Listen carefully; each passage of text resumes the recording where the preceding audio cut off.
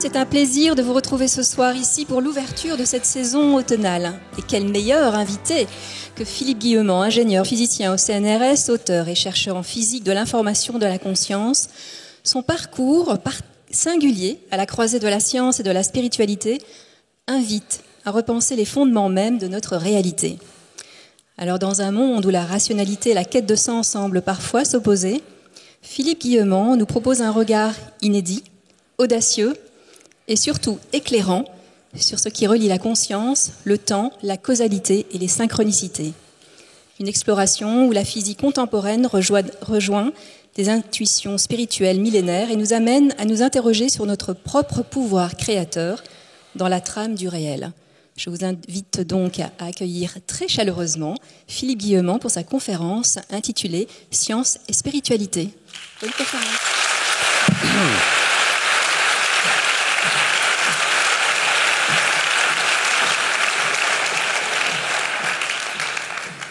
Bonsoir. Science et spiritualité, voici le titre. Ma mission, si vous l'acceptez, est de relier les deux. Et comme je suis physicien, je vais tenter ce soir de créer ce pont entre la science d'un côté, la physique en particulier, et la spiritualité. Alors je vous trouve très impressionnant, très courageux aussi. Non, c'est plutôt moi, je crois. Et donc, par quoi commencer? Alors, vous vous doutez bien que la physique, c'est quelque chose de compliqué, et de plus en plus aujourd'hui, avec, elle nous emmène vers l'intelligence artificielle, mais d'une façon tout à fait novatrice, avec les ordinateurs quantiques. Je ne sais pas si j'aurai le temps d'en toucher un mot, mais on est vraiment dans un monde où très peu de gens, et même les physiciens eux-mêmes, comprennent réellement la physique. À quoi c'est dû? C'est dû au fait qu'elle est, en tout cas prétendument, elle n'est plus intuitive. Alors, de ce fait, ça va m'obliger à aborder des concepts qui vont être... Vous risquez de vous demander ce que vous faites là.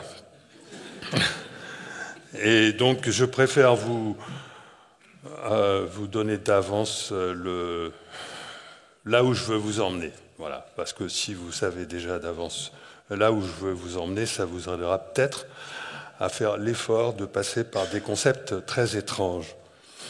Donc là où je veux vous emmener, c'est vers la spiritualité, pas la spiritualité religieuse, pas ce qu'on appelle la religion. Il faut comprendre que la spiritualité et la religion sont deux choses très différentes, même si j'ai total respect pour la religion lorsque, bien entendu, elle ne sort pas de ses gonds, si on peut dire.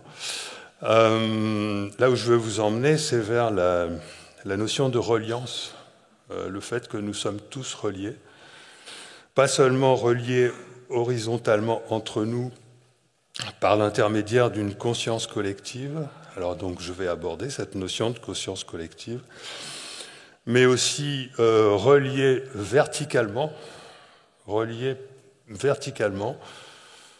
à tout ce qui nous constitue, donc organiquement, et aussi à tout ce qui est supérieur à nous en termes d'évolution de la conscience, donc relié, il existe un certain nombre de termes pour parler de cela. On parle d'ange, on parle de soi, on parle d'esprit, on parle d'âme, on parle de Dieu, et on en trouve d'autres.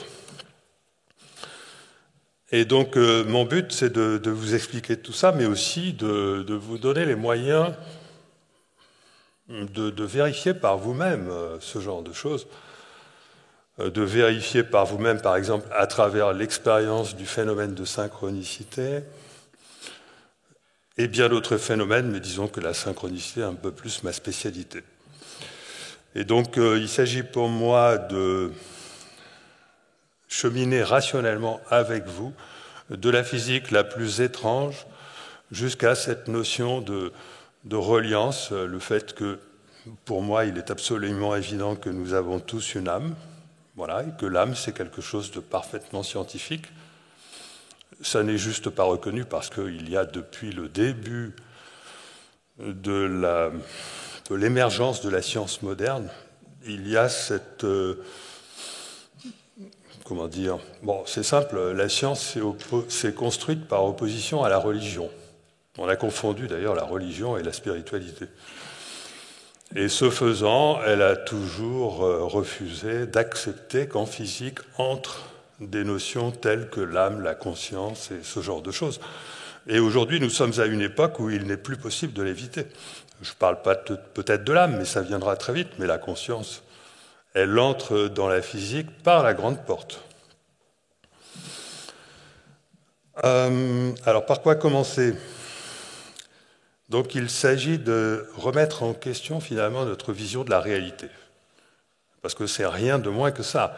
Et le fait de remettre en question notre vision de la réalité, ça remet aussi en question tout notre système de pensée.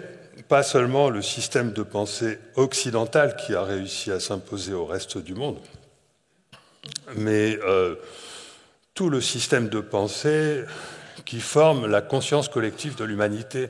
Et si aujourd'hui, d'ailleurs, l'humanité, ou en tout cas l'Occident, se retrouve dans un sale état, on voit bien qu'on est dans un effondrement, mais c'est plus un effondrement psychique qu'un effondrement réel. Tout le monde continue à vivre à peu près comme il faut sur le plan matériel, bien que, bien sûr, ce ne soit pas aussi évident.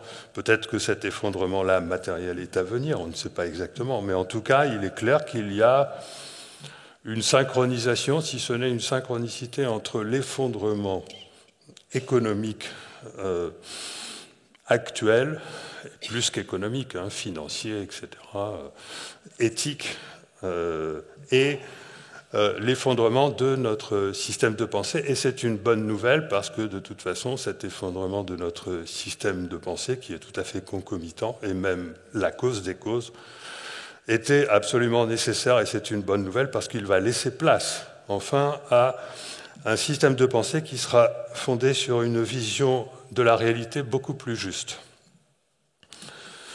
Alors, beaucoup plus juste parce que on va... Alors, pour vous le faire comprendre, je vais repartir sur cette idée cette croyance plutôt, que la physique est non intuitive, que la physique n'est pas intuitive. Ça fait un siècle que la physique, ça fait plus d'un siècle que la physique n'est plus intuitive, depuis la relativité d'Einstein, depuis la mécanique quantique, au tout début du XXe siècle, on a vu apparaître des concepts très étranges qui n'ont toujours pas été assimilés aujourd'hui. Pourquoi ? Parce qu'on essaie toujours de les comprendre dans un cadre matérialiste qui suppose l'existence du temps, de l'espace et de la matière. Alors qu'il y a toutes les preuves aujourd'hui, et on va explorer ça ensemble, que le temps n'existe pas, que la matière n'existe pas, et que l'espace n'existe pas non plus tel qu'on les perçoit. Quand je dis tel qu'on les perçoit, c'est parce que il est hors de question d'abandonner ce plaisir qu'on a à vivre dans un monde que l'on prend pour réel, alors qu'il ne l'est pas. Pourquoi ne le serait-il pas ? Bon, je vais donner de simples exemples. Lorsque vous rêvez, lorsque vous avez un rêve réaliste, ne vous êtes pas demandé si finalement quelle était la vraie réalité ? Bon, vous savez qu'aujourd'hui, on est capable de mettre des casques de réalité augmentée et que très rapidement vont apparaître des technologies où on va pouvoir vivre des choses qui vont nous paraître plus réelles que lorsqu'on va se débarrasser du casque. Donc vous voyez que la réalité n'a pas besoin d'exister telle qu'on l'aperçoit pour être pour être réelle, c'est-à-dire que la réalité, elle est réelle, je ne remets pas en question cela, mais ce n'est pas, mais il faut la distinguer du réel fondamental, celui sur lequel travaille la physique. Et la physique, en voulant travailler sur ce qui n'est pas fondamental, mais sur ce qui est secondaire, elle nous a créé une vision du monde qui n'est plus intuitive. Je vais revenir là-dessus, mais j'insiste là-dessus. Nous avons d'une part un réel dont on verra qu'il est quantique, qu'il est fait de tous les possibles, etc., qui est quelque chose d'objectif, bien qu'on ne puisse absolument pas le mesurer, parce que dès qu'on le mesure, il se transforme en une réalité qui est complètement subjective. Et voilà, donc déjà ça, c'est le premier concept. Nous avons l'impression d'exister dans une réalité telle qu'on l'aperçoit. On a toutes les preuves que c'est faux, je vais y revenir. La meilleure façon de voir la réalité, c'est de considérer qu'il existe bien un réel, mais qui n'est pas fait de ce que l'on perçoit, et qui est reconstruit par la conscience. Voilà, donc ça c'est pour signaler ce dont je vais parler de manière à être plus clair. Alors quels sont les concepts étranges, d'où partent tous les chemins qui nous conduisent finalement vers la spiritualité? Il y en a en mécanique relativiste, il y en a en mécanique quantique. En mécanique relativiste, c'est le fait que le temps n'existe pas, parce que il est impossible de mettre d'accord des personnes dans des repères soit éloignés, soit qui se déplacent vite l'un par rapport à l'autre sur ce qu'est le présent. Ça veut dire quoi? Ça veut dire que même si vous tenez compte de la distance, du temps que met la lumière pour vous apparaître d'une planète, de la Lune à chez nous, ça ne vous donne pas la possibilité de calculer le présent de celui qui habite là-bas. C'est pas la simple addition des vitesses ou soustraction des vitesses et du temps correspondant ne vous permet pas. Ça ne fonctionne pas. Il n'existe aucun moyen de calculer le présent. Le présent, c'est-à-dire le moment où dans l'histoire on se trouve aujourd'hui, hein, cette histoire, on la prolonge dans le passé et dans le futur. Le moment qui est pourtant bien déterminé chronologiquement, ce moment-là, si vous prenez d'autres repères pour essayer d'estimer quel est ce moment-là, ils vous diront tous que non, il est faux, c'est pas là, c'est là, etc. Donc en fait, la conclusion des physiciens, c'est pas la mienne, la conclusion de la physique, c'est que le présent n'existe pas. Le présent n'existe pas, c'est la conséquence du fait que la vitesse de la lumière est constante, quel que soit le repère, et c'est-à-dire qu'on n'a pas le droit d'additionner les vitesses, de dire que par exemple, s'il vous arrive un rayon lumineux issu d'un mobile qui se déplace, mettons, de 30 km par seconde par rapport à vous, dans un sens ou dans l'autre, vous n'avez pas le droit de soustraire et d'additionner pour en déduire la vitesse de la lumière par rapport à vous. Non, la vitesse de la lumière, elle est toujours constante. Alors si on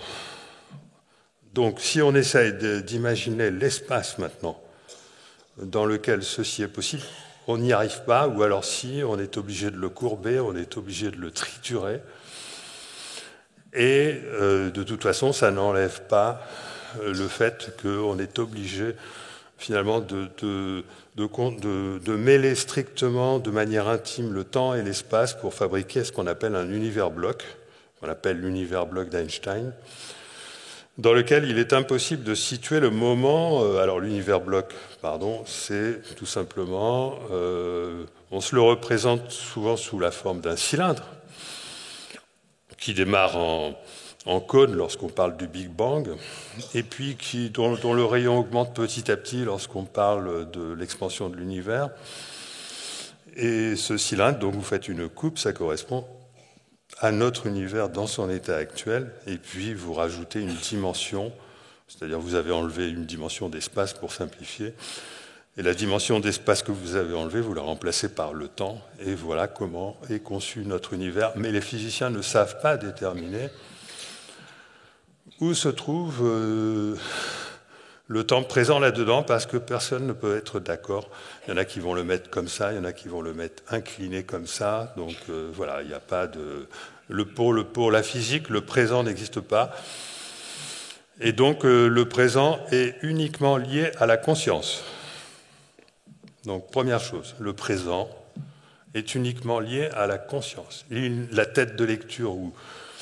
Alors, il existerait a priori une tête de lecture qui est en train de lire ce qu'on va vivre dans le futur, mais on ne sait même pas dire où se trouve cette tête de lecture. On ne sait pas, c'est juste pas possible. Et donc, on en déduit que le futur est déjà réalisé, et plein d'autres données nous permettent de le déduire. L'existence, la possibilité, par exemple, pour un voyageur, on l'appelle le voyageur de Langevin, s'il approche une vitesse s'il va à une vitesse proche de la lumière et qu'il revient sur Terre, il peut avoir vieilli d'1 an alors que son jumeau aura vieilli de 1000 ans. Même chose si au lieu d'aller très vite, il se rend simplement à proximité d'un trou noir où le temps se dilate.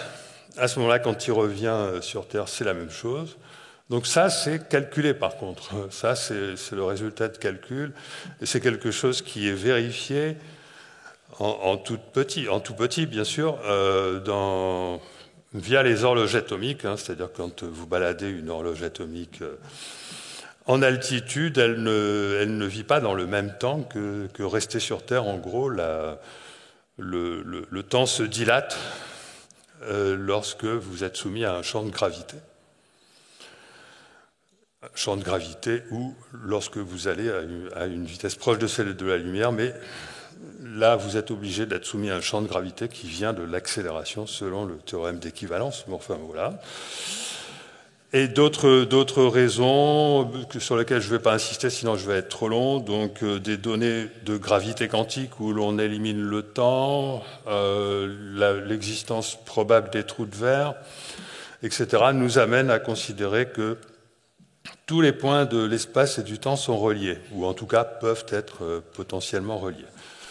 Voilà, ça c'est quelque chose qui nous amène à remettre en question, en fait, l'existence de l'espace, parce que l'espace, c'est pas quelque chose qui peut être conçu indépendamment du temps. Alors maintenant, on va essayer de retrouver ça intuitivement, en faisant appel à des notions cette fois-ci de mécanique quantique, à l'étrangeté quantique. L'étrangeté quantique, il y a 3 choses très étranges en mécanique quantique. Il y a le fait qu'il existe des superpositions d'états ou des superpositions de trajectoires, ou même des superpositions de réalité, c'est-à-dire qu'en mécanique quantique, il n'y a pas de limite aux superpositions. C'est-à-dire que tout existe simultanément. Le photon, l'électron, il passe à la fois par là, c'est simultané, etc. Bien sûr, c'est contre-intuitif. Donc la notion de superposition est contre-intuitive. La notion de... aussi la particule qui se trouve partout à la fois, de fait, c'est ça la superposition d'états. Donc... est-ce qu'il est correct de dire qu'une particule se trouve partout à la fois dans un volume? C'est contre-intuitif, il y a quelque chose qui ne va pas là-dedans. La notion d'intrication, comment se fait-il que... je ne peux pas me permettre d'être long là-dessus, donc supposez connu le concept d'intrication, c'est-à-dire que vous prenez un système quantique qui se divise en 2 parties, parce que c'est général, ce n'est pas seulement 2 particules jumelles. Ce système se sépare en 2 systèmes quantiques qui se trouvent extrêmement loin par rapport à l'autre, ça peut même être des années-lumière. Vous faites une observation sur l'un, ça joue sur ce que vous allez observer, sur ce que quelqu'un d'autre resté là va observer sur l'autre. C'est-à-dire que tout se passe comme si ces deux lieux étaient reliés alors qu'ils ne sont pas reliés. Parce que pour qu'ils soient reliés, il faudrait qu'il y ait ils ne peuvent pas communiquer et c'est instantané, ça dépasserait la vitesse de la lumière. Or, il n'y a aucun signal, selon la théorie et de façon réelle, Et donc il y a une non-localité de l'espace, c'est-à-dire que l'espace n'est pas de l'espace. Et là, vous allez commencer à comprendre des choses. Quand je dis l'espace n'est pas de l'espace, vous allez commencer à comprendre des choses, mais je vais le redire. En mécanique quantique, on vous dit une particule se trouve partout à la fois. Qu'est-ce que ça veut dire? En fait, ça veut dire que la particule, l'espace n'est pas construit autour d'elle. Ça veut dire que nous vivons dans une réalité qui est un espace-temps, mais l'espace, il n'est pas construit partout. Il y a tout ce qui est du domaine quantique. L'espace n'est pas construit autour des particules quantiques. Il n'y a pas d'espace. C'est pour ça qu'on dit qu'elle est partout à la fois. C'est-à-dire que simplement, à l'intérieur d'une boîte, où il y a un électron ou un photon qui danse et qui se trouve partout à la fois, c'est pas qu'il est partout à la fois, c'est qu'il n'y a pas d'espace dans cette boîte. D'accord? Vous commencez à comprendre le truc? Alors, maintenant, je vous emmène un peu plus loin. Lorsqu'on dit une particule, une réalité, une trajectoire passe partout à la fois, c'est pareil. C'est pas parce que elle passe réellement partout à la fois, parce que ça, c'est contre-intuitif. Je vais vous réhabiliter l'intuition, hein. C'est parce qu'il y a plusieurs réalités possibles et que notre réalité n'a pas encore intégré celle-là. D'accord? C'est-à-dire qu'il y a plusieurs candidats pour entrer dans notre réalité. Il y a plusieurs façons de faire rentrer dans notre réalité une seule possibilité, mais elle n'est pas encore rentrée dans notre réalité, c'est tout. Donc c'est pas parce qu'il existe plusieurs univers. Donc voilà. J'essaye de vous donner doucement des notions intuitives de la mécanique quantique et de la relativité, de manière à réhabiliter une vision intuitive des choses. Et vous allez voir que, en récupérant une vision intuitive des choses, dans ce cas, on peut cheminer vers la spiritualité, sinon c'est pas possible. Si vous considérez que la matière existe, que l'espace existe, que le temps existe, vous êtes mort, c'est pas possible. Le temps n'existe pas, je ne vais pas m'étendre là-dessus, c'est quelque chose que n'ont pas arrêté de dire les physiciens depuis plus d'un siècle. L'espace n'existe pas, bon, ça c'est quelque chose qui émerge en ce moment grâce aux travaux de la gravité quantique à boucle. Bon, donc là c'est Carlo Rovelli, bon, il n'est pas le seul, mais il dit lui-même que l'espace est émergent, et d'autres, c'est-à-dire je ne suis pas en train de vous faire du Philippe Guillemant qui va dans la spiritualité. Là, pour l'instant, on reste sur des notions extrêmement respectables, respectées, qui vont inévitablement être admises. C'est quelque chose c'est le cours actuel de la physique. Donc, je disais, l'espace n'existe pas. J'ai commencé à essayer de vous faire ressentir cette chose-là. On va maintenant explorer plus avant cette idée pour aller plus loin. Oui, l'espace n'existe réellement pas parce que les physiciens le détruisent sous toutes ses coutures. C'est pas seulement le concept de non-localité. Déjà, le concept de non-localité détruit l'espace. S'il y a un espace non-local, c'est pas un espace. C'est aussi le fait que l'espace est courbé par la relativité, il est même troué dans les trous noirs, il est pixelisé par les théories de gravité quantique. Les théories de gravité quantique, c'est celles qui essayent de réconcilier les deux grands pans de la physique les mieux vérifiés par l'expérience, que sont la mécanique quantique et la relativité, qui nous dépeignent une vision du monde complètement différente et complètement incompatible. Et quand on essaye de les réconcilier, on est obligé de mettre de la gravité d'un côté dans le quantique de l'autre. Donc ça fait émerger la gravité quantique. La gravité quantique, c'est rien d'autre que la structure du vide, puisque à l'échelle quantique, la gravité, c'est ce qu'on pourrait dire étant la courbure d'un espace qui n'existe pas d'ailleurs. Hein. Enfin, donc, ce sont des vibrations, et donc en gros, la meilleure façon de le représenter, c'est de dire que ce sont des vibrations d'un espace vide, qui n'est pas de l'espace, mais bon, on va revenir là-dessus. Je disais donc que... où j'en étais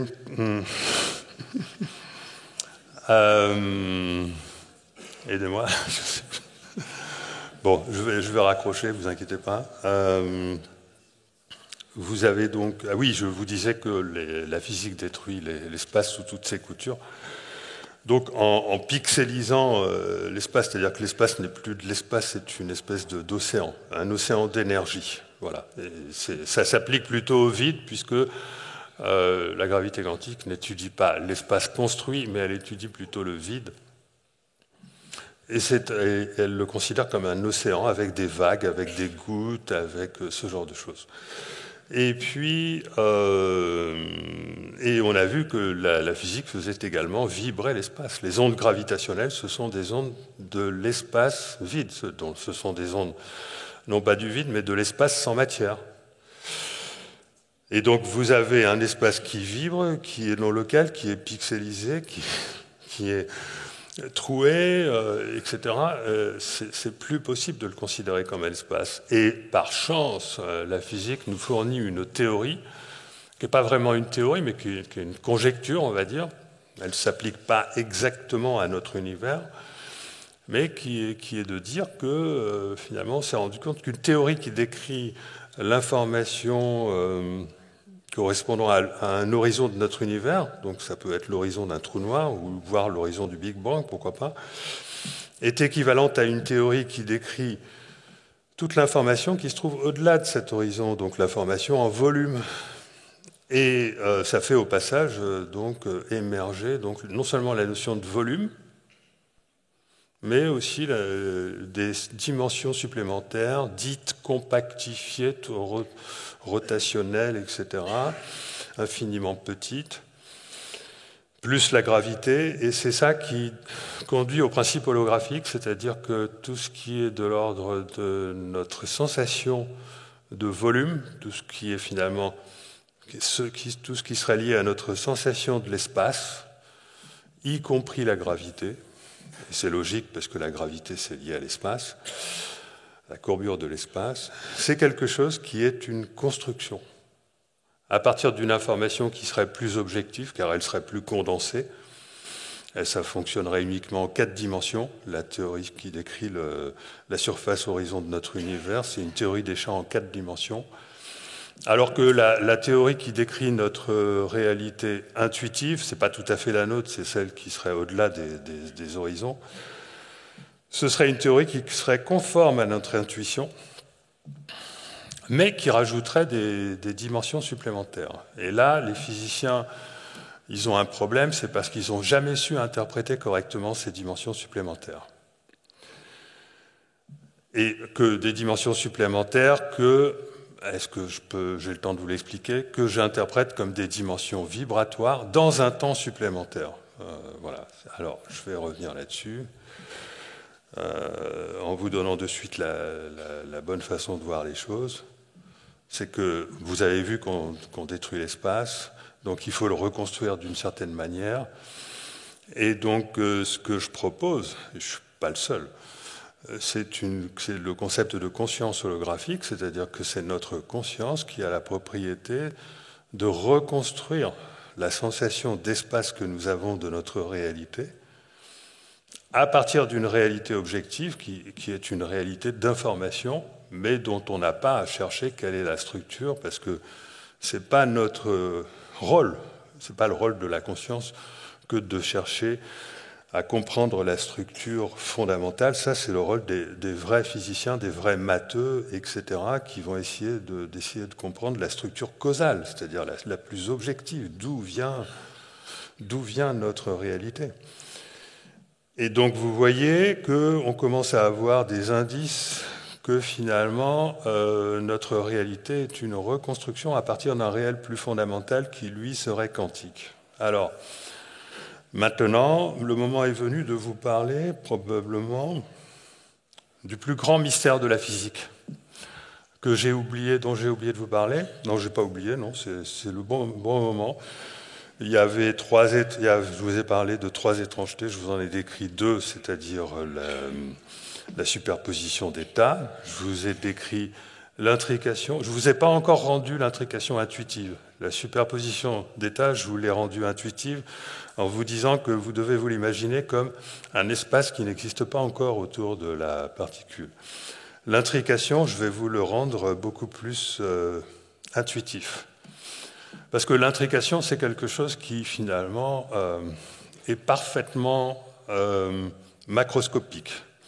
Tout comme la mécanique quantique en général. D'ailleurs, récemment, vous avez eu 3 prix Nobel, dont un français, qui ont été récompensés pour avoir montré que l'effet tunnel en physique, sur lequel je ne vais pas revenir, était bel et bien, que l'effet tunnel macroscopique existait bel et bien. Nous sommes parvenus au temps où nous allons comprendre que toute la quantique est macroscopique.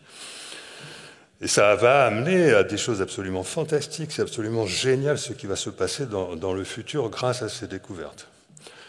Et donc, je disais, je vais vous rendre intuitive la notion d'intrication. Imaginez que vous avez, dans votre avenir qui existe déjà, un destin qui vous conduit à rencontrer quelqu'un en particulier que vous ne connaissez pas encore. Et imaginez que finalement, demain, après-demain ou l'année prochaine, finalement, ce destin, il aura changé et que vous n'allez donc plus rencontrer cette personne. Eh bien que vous n'ayez donc jamais rencontré cette personne et inversement, que vous ne la connaissiez pas, vos destins sont intriqués. Ils sont intriqués parce qu'à un moment donné, ils étaient liés. Et ils le sont toujours d'ailleurs dans le futur, parce que c'est quelque chose qui a dépendu d'une façon dont l'univers a eu de se reconfigurer. C'est-à-dire que l'intrication, elle est liée à la reconfiguration de l'univers, l'intrication, elle est liée au changement de ligne de temps. Donc je vais toucher un mot rapidement sur la notion de multivers, parce que la notion de multivers, aujourd'hui, elle est très populaire, parce que c'est la seule... mais le multivers est interprété de travers. Là aussi, on va rendre le multivers un petit peu plus intuitif.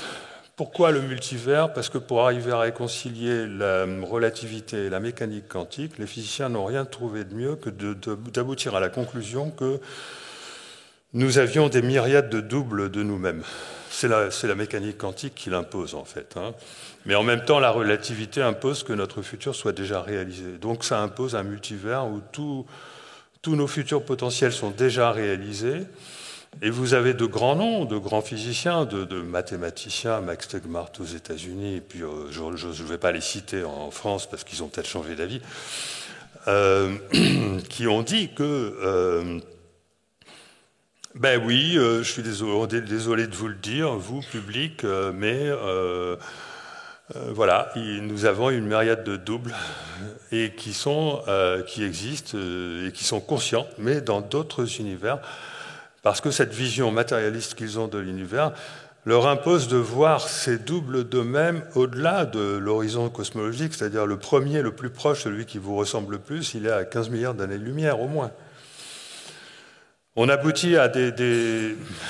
aboutit à des conséquences complètement délirantes, parce que c'est des myriades, et un seul de ces univers, si un papillon se pose sur mon nez à un moment de ma vie, ça oblige à en créer plein d'autres, ou plutôt de multiplier le nombre d'univers par plein d'autres, donc c'est complètement délirant, alors qu'il y a une solution très simple à ça, c'est de considérer qu'aucun de ces multivers, aucun de ces univers n'existe réellement en tant qu'univers vécu, ce sont simplement des potentialités. Je veux dire, aujourd'hui, je ne suis pas à Paris, mais il existe une potentialité pour que j'aille à Paris. Bon, elle est très faiblement probable, mais hier, j'étais pas à Liège, mais il existait une potentialité fortement probable pour que je sois à Liège. Je ne dis pas que Liège n'existe pas. Liège existe et a une influence sur ma vie d'hier. Et donc, voilà, la façon intuitive de retrouver... De comprendre le multivers, c'est de dire que cet ensemble d'univers au sein du multivers nous appartient, et c'est comme ce que je vous disais tout à l'heure, à un moment donné, vous avez un certain destin, et puis les choses changent. La difficulté qu'ont les physiciens à adopter ce point de vue est purement mathématique, c'est-à-dire qu'on ne sait pas expliquer comment, localement, les choses pourraient changer dans l'espace et dans le temps. sans que ça bouleverse complètement la structure de l'univers. C'est-à-dire que les mathématiciens ne savent pas comment expliquer le fait que si je vais demain à la boulangerie à pied au lieu d'y aller en vélo, ça ne bouleverserait pas la structure complète de l'univers. Ils ne savent pas l'expliquer, ça. Parce que pour l'expliquer, il faudrait admettre que le futur qui m'est imposé puisse influencer mon présent, d'une part, et d'autre part, il faudrait admettre que si je ne fais pas ce qui est prévu par l'univers, je vais quand même finir par faire ce qui était prévu par l'univers, mais un peu plus tard dans le futur. Et si l'ensemble du futur change petit à petit, ce n'est que justement que petit à petit, progressivement, de proche en proche. Et donc il fallait expliquer pourquoi l'espace-temps peut changer localement dans le temps et dans l'espace sans bouleverser complètement sa structure. Ça a été mes travaux de physicien, de physique théorique pendant des années au CNRS, que j'ai fini par publier dans la revue Annals of Physics, par 2 fois. Donc c'est quelque chose qui est tout à fait rationnel, c'est-à-dire qu'il m'a semblé nécessaire d'expliquer comment c'était possible. Et après tout, intuitivement, on est d'accord, c'est pas parce que je vais à la boulangerie, hein, bon, d'accord, bon, que ça va changer votre vie et celle de l'univers. Voilà, et donc si on admet ça qui est intuitif, on retrouve une vision intuitive du multivers qui devient tout simplement l'ensemble de nos possibilités de parcours de nos vies. Et ceci a une autre conséquence, parce qu'on en vient petit à petit à l'idée que finalement notre réalité, elle est construite. Alors, je viens directement à cette conséquence maintenant. Parce que cette conséquence, elle est absolument... elle est fantastique. Et ça va nous introduire à la synchronicité. Il y a donc... je vous ai donc introduit l'idée que notre réalité pourrait être construite et non pas réelle telle qu'on l'aperçoit. Et pas construite n'importe comment, mais construite par la conscience. Alors, est-ce que ça a une validité, ça ? Je ne crois pas du tout que l'observateur en mécanique quantique réduise la fonction d'onde par sa conscience. Hein, je vous rassure tout de suite. Pour ceux qui sont dans l'assistance, ceux qui sont un petit peu au courant, etc. Mais il existe un problème en physique qui n'a jamais été résolu, et qui a fait couler énormément d'encre, qui est le problème de la mesure. Autant le phénomène de l'intrication et le phénomène de la superposition d'états sont bien compris et bien modélisés, autant le problème de la mesure reste, en tout cas, mal compris, sauf si on admet des choses. Bon. Qu'est-ce que c'est que le problème de la mesure ? Le problème de la mesure, c'est qu'il est impossible de distinguer, de séparer, d'une part, une mesure de l'observateur qui fait la mesure, et d'autre part, l'observateur qui fait la mesure de sa conscience. D'accord ? Si vous faites une mesure en mécanique quantique, comme vous devez le savoir, tout existe, vous avez des superposés, et le fait de mesurer, ça les réduit en un seul état. Eh bien, si personne n'observe, ça ne le fait pas. Voilà, je ne vais pas rentrer dans le détail. Et le problème, c'est qu'on peut essayer de remplacer l'observateur par une intelligence artificielle, par quelque chose qui a vraiment l'air d'un observateur. Ça ne le fait pas non plus. Parce que, en fait, ce qui se passe, c'est que l'observateur est intriqué avec l'instrument de mesure. Et on a toujours besoin, au final, d'une conscience qui dit qu'est-ce qu'elle a vu, qu'est-ce qu'elle a perçu, au final, toute la physique même repose sur quelque chose qui est complètement intersubjectif, c'est-à-dire qu'il n'existe aucune mesure objectivation du réel qui ne passe pas par la conscience. Tout passe obligatoirement par la conscience. Et je ne dis pas des conneries. Hein. Vous pouvez Demandez à vos amis les plus compétents et demandez-leur d'étudier la question, de vérifier la question. Ils n'arriveront pas à me coincer là-dessus. On ne peut pas, en physique, trouver un phénomène dont l'objectivation soit indépendante de la conscience. C'est impossible. Et à tel point que vous avez une théorie en physique que je soutiens, parce que j'ai vérifié. L'auteur ne sait pas comment vérifier sa validité, je l'ai fait. L'auteur, bien plus illustre que moi au niveau des mathématiques, s'appelle Hervé Zwirn, qui est donc un physicien qui est directeur de recherche au laboratoire de Normel Sup à Paris, propose cette théorie comme quoi c'est donc l'observateur qui finalement réduit au final ce qu'on appelle la fonction d'onde. C'est-à-dire qu'on ne peut pas se passer de l'observateur dans une opération de mesure. Alors, ça a quoi comme conséquence? Ça a comme conséquence la chose suivante que j'ai vérifiée. Si vous, et je le fais très souvent durant les stages que je propose régulièrement, de manière, parce que c'est quelque chose il faut absolument que ce soit vécu, hein, parce que sinon on a tendance à ne pas le croire. Ça change complètement votre vision de la réalité. J'utilise des générateurs quantiques de nombres aléatoires. C'est un phénomène qui existe aussi au niveau macroscopique, on verra ça après, mais là je vous donne l'expérience clé. J'utilise des générateurs quantiques de nombres aléatoires, c'est-à-dire des nombres qui n'existent pas avant d'avoir été observés. On peut récupérer ça dans un logiciel qui va soit utiliser une carte électronique à cet effet, fabriquée à cet effet avec l'équivalent de miroirs semi-transparents dans lequel un photon peut être réfléchi ou alors transmis. Donc il y a deux possibilités. S'il est transmis, ça crée 0. S'il est réfléchi, ça crée 1. Et en fait, il est les deux à la fois, puisque c'est quantique. Et donc ça crée un qubit, c'est-à-dire un bit d'information qui est à la fois un 0 et un 1, en attente d'être observé.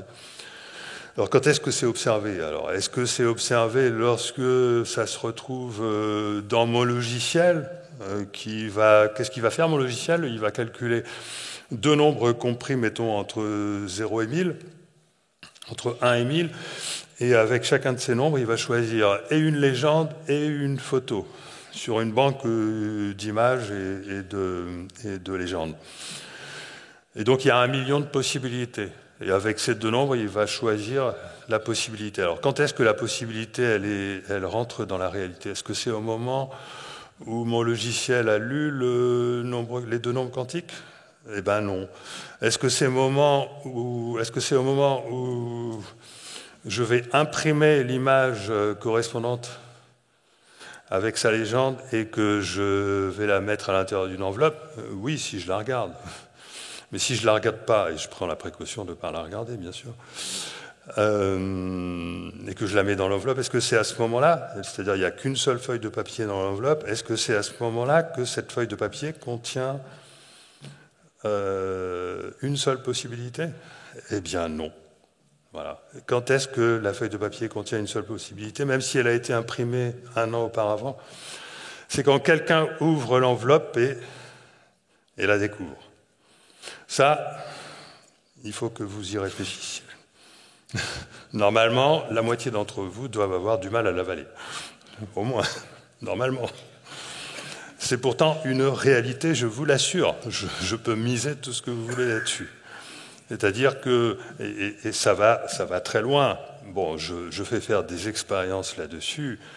Alors, je vous rassure, je suis d'accord avec Hervé Zwirn qui dit que, bon, ok, c'est au moment où on l'observe que ça se réduit, mais c'est un processus totalement aléatoire qui est généré par le cerveau. Et je suis complètement d'accord là-dessus.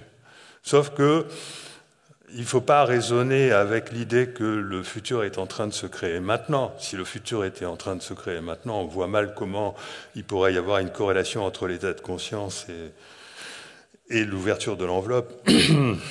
Il faut raisonner avec l'idée que le futur, il est créé depuis longtemps, et que ce futur, il est composé de multiples possibilités, et qu'il y en a une que vous avez la possibilité de rendre beaucoup plus probable. Et ça, on va y revenir.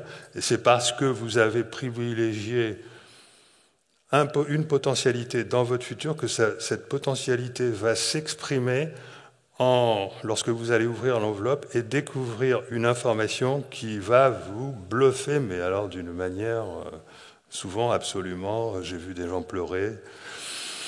Et en tout cas, ça peut apporter une réponse à votre question, ça peut apporter plein de choses, ça peut vous montrer que votre état de conscience, tout simplement, est parfaitement corrélé à ce que vous allez découvrir. Bien entendu, ça explique plein d'autres choses. Et ça explique surtout, et ça montre qu'il y a des moments dans la réalité où il y a des bifurcations. Mais allons-y doucement. Là, j'ai quand même fait quelque chose de très particulier. J'ai fait appel à une mesure quantique. Mais revenons sur mes calculs de billard. Je ne sais pas si je vous en ai parlé. Enfin, j'ai passé ma vie à essayer d'expliquer comment il était possible que le futur puisse influer sur le présent et à montrer donc que finalement, à notre échelle macroscopique, la réalité, elle est également quantique, mais ça ne se voit pas parce qu'elle est quantique dans le futur. C'est-à-dire, y compris à notre échelle macroscopique, il existe des états superposés qui sont plus que des états superposés, qui sont des réalités superposées, qui sont un multivers de possibilités. C'est-à-dire, dans votre futur, vous avez de multiples manières de vous réaliser qui sont également présentes. Enfin, quand je dis également, pas tout à fait, parce qu'il y en a qui sont plus probables que d'autres. Et là-dessus, vous pouvez jouer. Et le résultat des courses, c'est que dans le présent, il n'y en a plus qu'une. Alors pourquoi dans le présent, il n'y en a plus qu'une? Parce qu'il y a un phénomène qui s'appelle la décohérence, un phénomène qui est parfaitement compris aujourd'hui et qui transforme automatiquement une réalité quantique avec des états superposés et intriqués en une réalité qui est parfaitement unique et où il n'y a plus ces choses bizarres. Sauf que la décohérence n'explique pas comment les superpositions disparaissent. C'est-à-dire qu'il peut subsister des superpositions. Et alors, bon, moi, ce que j'ai montré, à l'échelle quantique, elles subsistent systématiquement, ces superpositions. C'est pour ça qu'on a besoin d'un observateur. Mais à notre échelle, la décohérence fait très très bien son travail et il subsiste malgré tout des superpositions, mais ça n'arrive qu'à certains moments qu'on appelle des bifurcations. Qu'est-ce que c'est qu'une bifurcation? C'est le moment où l'univers lui-même ne sait pas ce que vous allez faire, ou en tout cas, pas exactement, mais c'est le moment où les lois physiques elles-mêmes, quelle que soit la précision des choses, etc., les lois physiques elles-mêmes ne peuvent pas déterminer ce que vous allez faire. C'est-à-dire que là, il y a une bifurcation. Et pour essayer de bien faire comprendre ça, j'utilise l'image du GPS. C'est-à-dire que votre vie future est comme la trajectoire d'un GPS qui est obligé d'emprunter certaines routes, mais il existe des croisements ou des ronds-points où là, il y a une possibilité de changer la réalité. C'est-à-dire qu'on va conserver l'idée que votre futur est à tout moment réalisé, à tout moment il est dessiné exactement à la même manière de la trajectoire d'un GPS, mais il y aurait une possibilité pour que cette trajectoire change sous le contrôle de votre conscience. Alors bien sûr, si vous êtes conditionné, la conscience ne contrôle rien. Bon, et donc petit à petit, on va s'acheminer. Vous voyez comment on arrive petit à petit. Et alors, qu'est-ce qui se passe? Alors, la meilleure façon de comprendre ce qui se passe aux bifurcations, c'est de faire appel aux 3 temps des anciens Grecs. Parce qu'on les retrouve petit à petit en physique, ces 3 temps. Il y a eu une publication il y a 6 mois, là, au printemps, d'un physicien qui a fait beaucoup de bruit dans la communauté scientifique, parce qu'il introduit justement 3 temps, c'est-à-dire qu'au lieu de travailler avec un temps, il faudrait que les physiciens travaillent avec 3 temps. Moi, j'ai toujours dit qu'il fallait d'ailleurs rajouter un second temps. On verra quelle est son utilité, mais déjà, vous allez la comprendre. Le second temps, alors le premier temps c'est chronos, c'est celui qui définit la trajectoire de votre GPS et dans la mesure où vous êtes conditionné par la société, par votre système de croyances, de jugement, etc., rien ne va jamais changer dans votre vie future. Mais les possibilités de changement subsistent aux bifurcations. Et donc lorsque vous arrivez à une bifurcation, il peut se passer trois choses. Soit vous détectez la bifurcation, alors qu'est-ce que...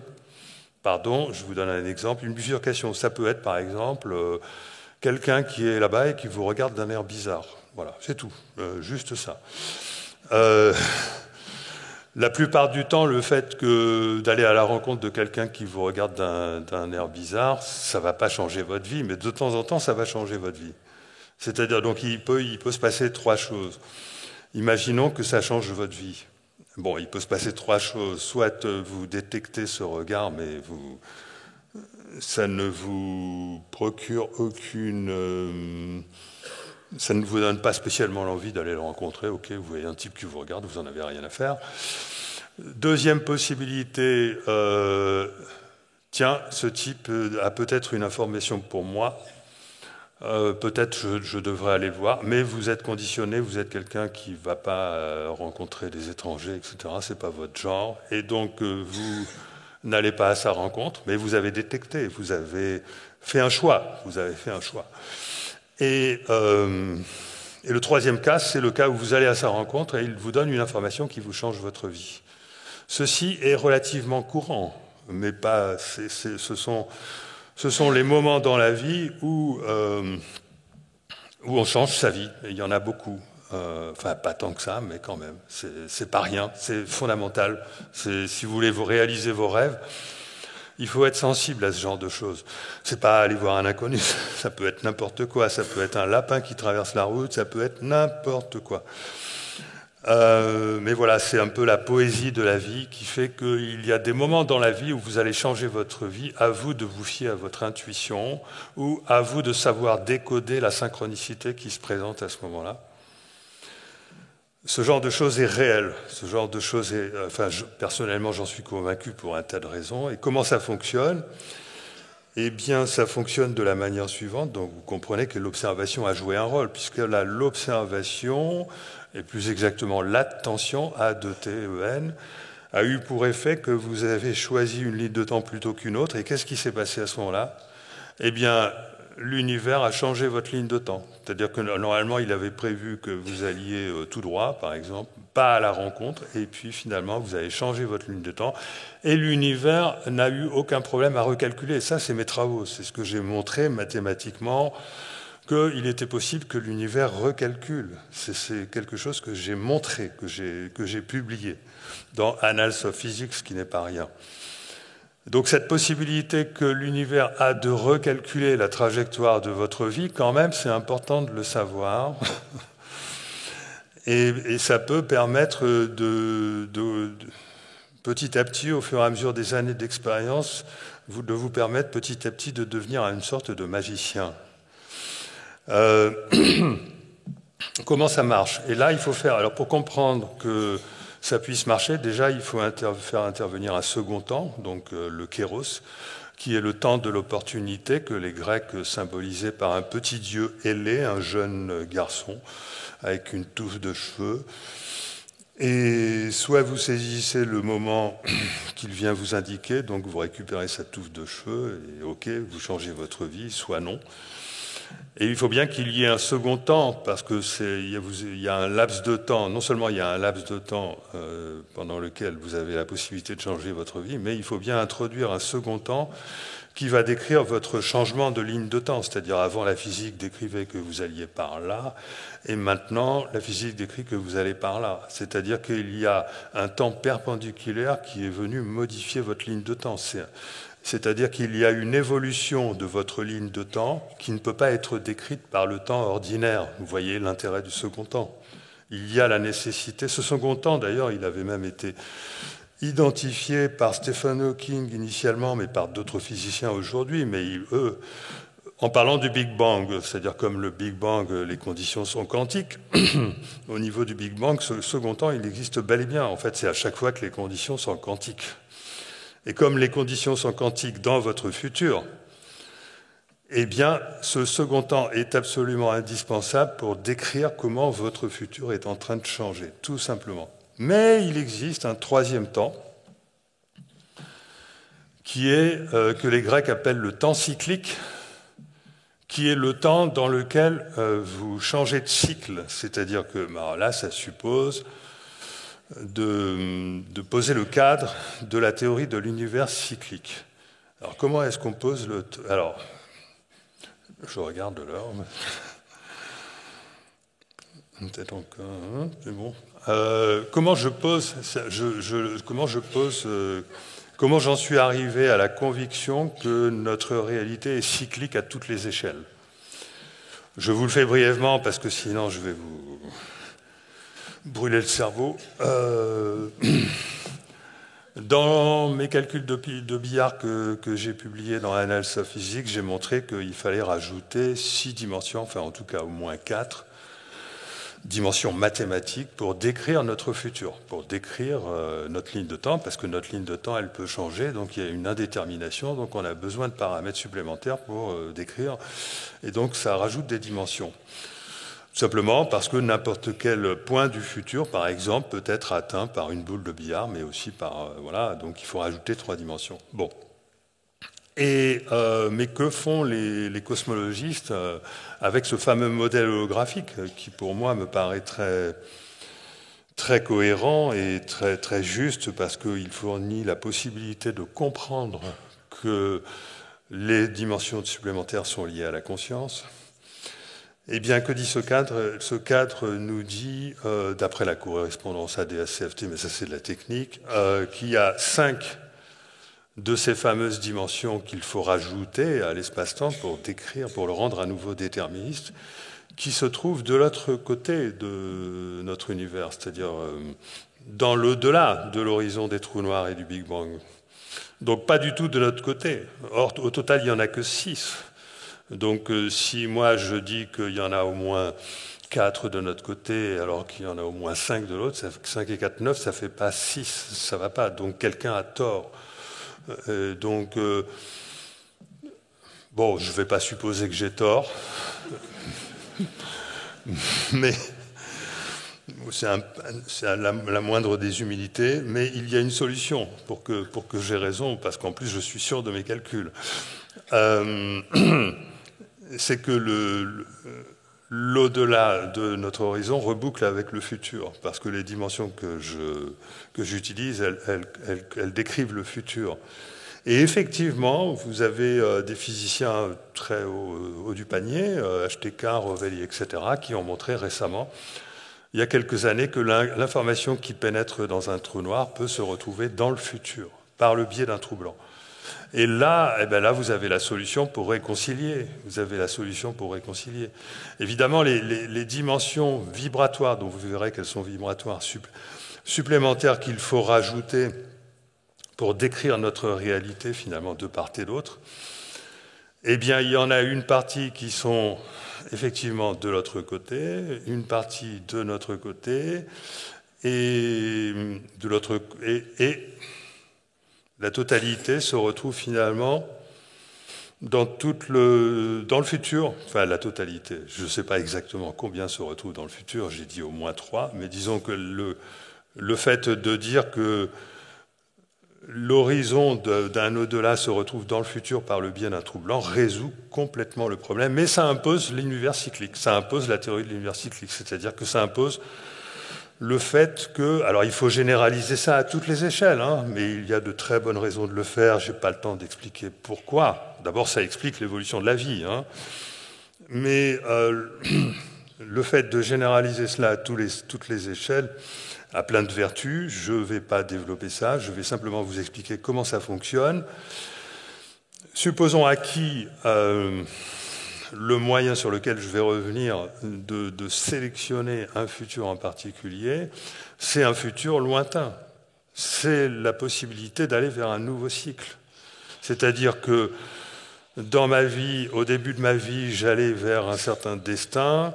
Mais le but de ma vie, le sens de ma vie est d'aller vers un nouveau destin. C'est le destin correspondant au nouveau cycle. Et si j'y arrive, j'ai fait accomplir à ma vie un nouveau cycle, mais j'ai fait aussi accomplir, grâce aux autres évidemment, à notre conscience collective un nouveau cycle, etc.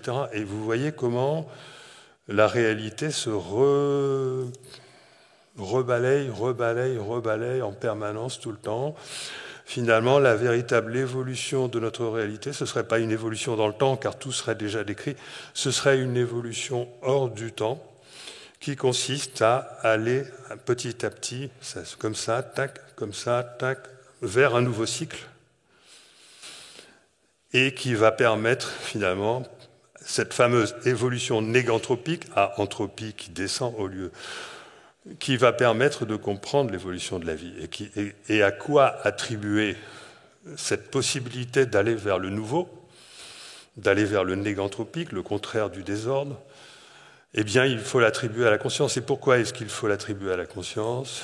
Parce que, et ça j'aurais dû vous le dire peut-être dès le départ, parce que la conscience c'est l'espace. Et pourquoi est-ce que la conscience c'est l'espace? Parce que dans notre réalité, il y a trois choses. Il y a les objets qui sont faits de matière, il y a l'espace apparemment, et il y a notre conscience des objets. Or, vous n'avez absolument pas besoin de l'espace à partir du moment où il y a notre conscience des objets. Voilà pourquoi l'espace en mécanique, en physique, est complètement détruit. C'est-à-dire qu'en fait, l'espace n'existe pas. C'est une reconstruction holographique vibratoire à partir d'un monde qui est constitué d'objets, et l'espace, c'est vous qui le construisez. Dans vos rêves, vous le savez. C'est pas parce que notre réalité collective est collective qu'elle est plus réelle de ce point de vue. Ce n'est pas un vrai espace. C'est une vraie réalité construite collectivement, mais cet espace-là qui est entre nous n'existe pas parce que c'est de la conscience. Et qu'est-ce que ça a comme conséquence ? Eh bien, vous savez que l'espace vibre, mais alors, pour aller plus loin, il ne faut pas considérer l'espace, il faut considérer le vide. Alors, je reviens sur la théorie d'Hervé Zwier, où je vous expliquais tout à l'heure que notre réalité est une construction collective. Tout va dépendre de votre regard, tout va dépendre de votre état de conscience. Et donc, cet espace que nous construisons collectivement, il est en vibration, mais il est composé de la somme de nos vibrations individuelles. C'est-à-dire que nous avons chacun notre bulle de réalité. On ne sait pas trop comment, par l'intermédiaire de nos cerveaux, ces mini-bulles de réalité construisent une immense bulle de réalité qui contient tous les êtres vivants, bien sûr, auxquels tous les êtres vivants participent par leur conscience, bien sûr. Mais concernant nos bulles de réalité individuelles, ce n'est pas l'espace dont il faut parler, c'est le vide. Et concernant le vide, bien sûr, il est en vibration lui-même, et ce ne sont pas des vibrations dans le temps, ce sont des vibrations hors du temps, parce que le temps, au même titre que l'espace, se crée au moment de la reconstruction. Et ce sont des vibrations, évidemment, dans le second temps qu'il faut considérer pour comprendre qu'est-ce que c'est, au fond, que la conscience.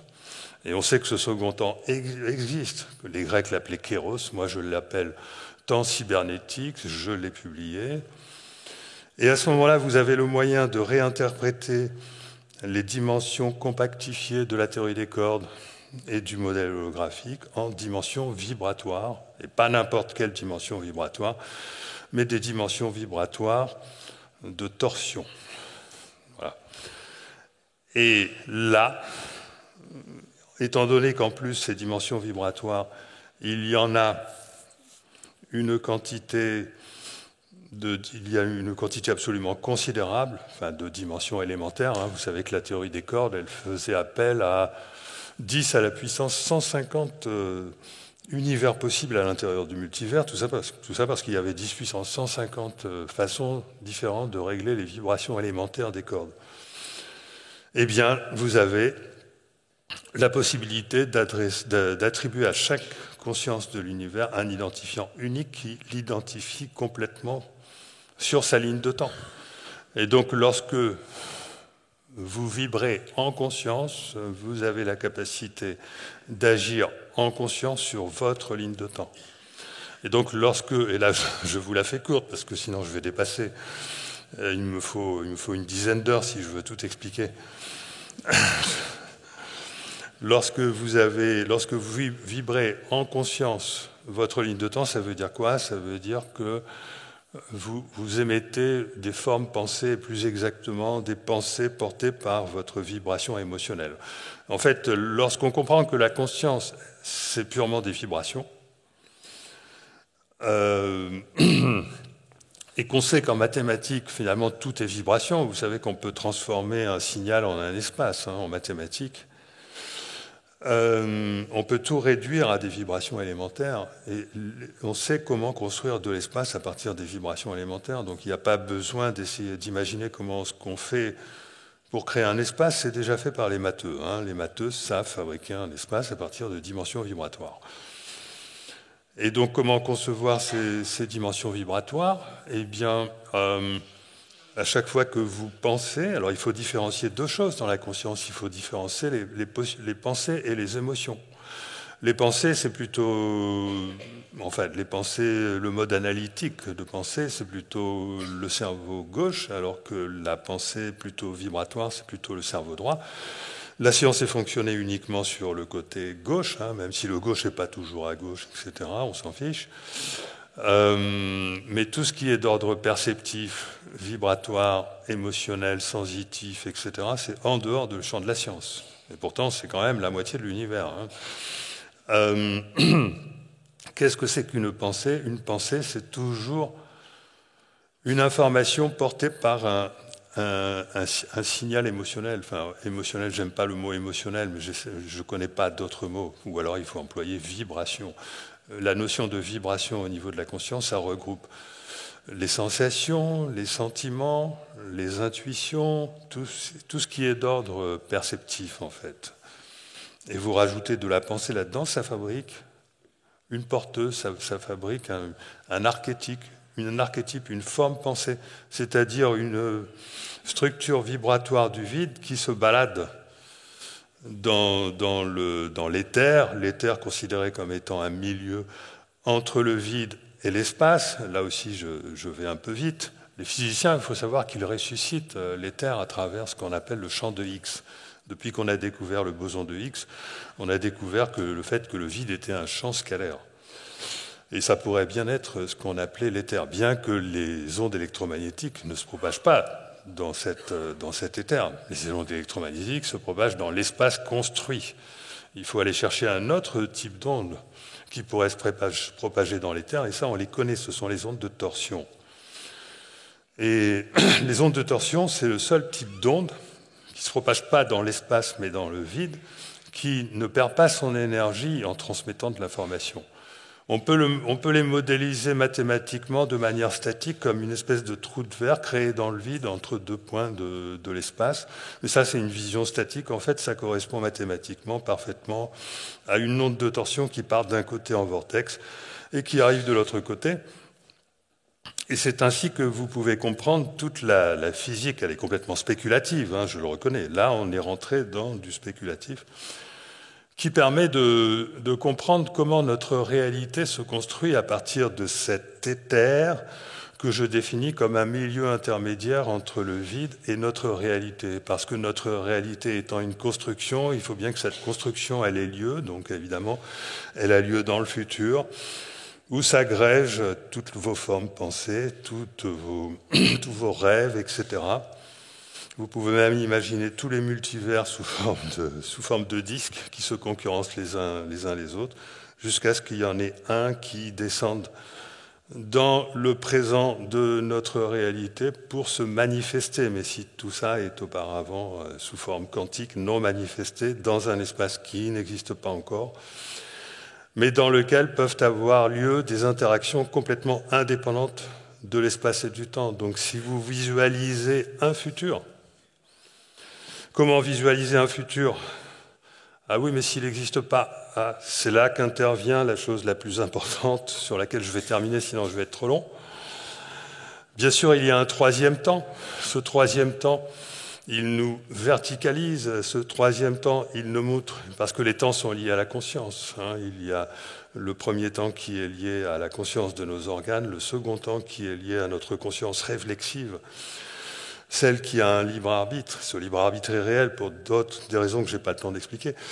Et il y a un troisième temps qui correspond à la plus grande conscience, qui vous guide, car cet univers est tellement bien fait qu'il a prévu effectivement une guidance verticale.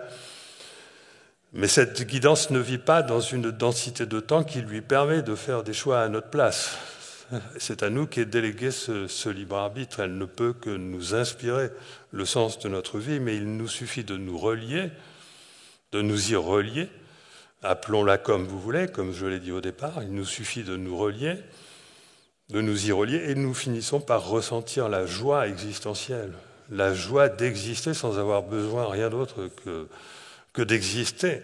Et lorsque cette joie nous arrive, nous ressentons alors qui nous sommes et nous savons ce que nous avons à faire. Il nous suffit de maintenir cette intention sous forme de foi.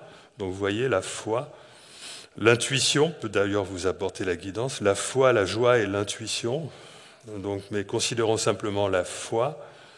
La foi est ce qui va vous permettre de maintenir la guidance qui vous a été envoyée finalement, que vous avez captée. Et c'est cette vibration qui va potentialiser le futur voulu par votre soi supérieur de manière à ce que vous rencontriez les opportunités, les bifurcations, les synchronicités, les hasards qui vont vous amener à destination. C'est-à-dire que notre monde est vachement bien foutu, c'est-à-dire que notre réalité, ou plutôt le réel sous-jacent, est terriblement, astucieusement et merveilleusement configuré de manière à la fois horizontale et verticale, afin que nous soyons toujours dans la création du meilleur de ce que nous avons à vivre, à condition effectivement de sortir du conditionnement qui nous emprisonne et qui nous empêche de nous relier à cette guidance supérieure. Voilà, je vous remercie. Je vous remercie.